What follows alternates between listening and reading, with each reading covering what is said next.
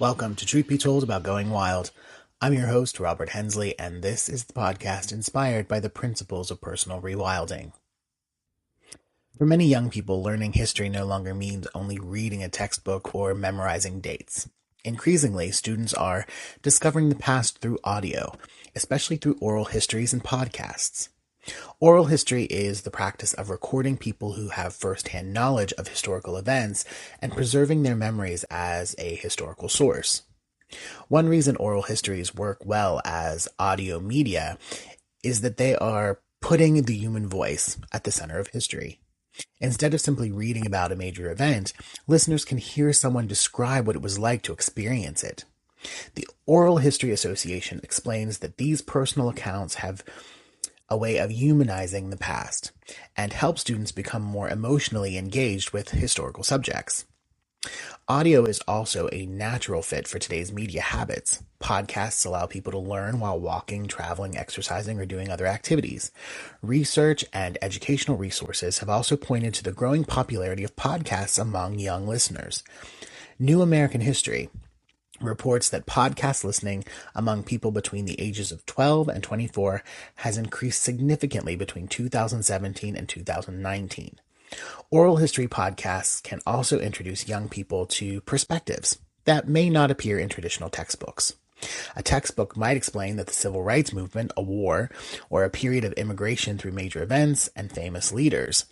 But an oral history can show what those events meant to ordinary people and to communities. Facing History notes that oral histories can help students understand how historical events affected individuals and can introduce perspectives that are sometimes left out of traditional history lessons. This does not mean that oral history should replace textbooks or that other historical sources are incorrect.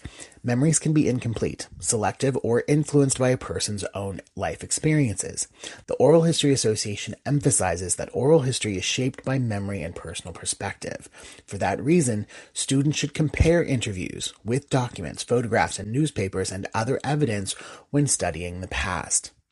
Still, the growing use of oral histories in audio media offers young people a different way to connect with history.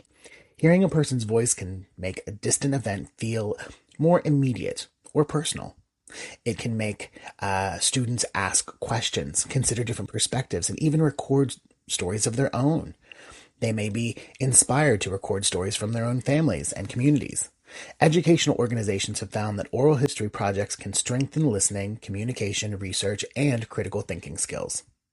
As podcasts and other forms of digital audio continue to shape how young people consume information, oral histories have an opportunity to make history more personal and accessible.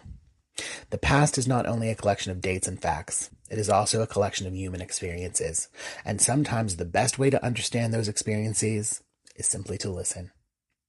Thank you for listening today, and remember there are always 2 opportunities each week for new content from the Truth Be Told family of podcasts on the Club Paranormal channel on YouTube.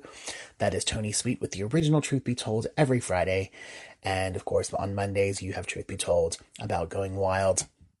Both of those shows go live at 3 p.m. Pacific, 6 Eastern on their respective days. If you would like to know more about what I'm working on with personal rewilding, please visit my website at www.rhnatureconnect.com. Again, that's rhnatureconnect.com.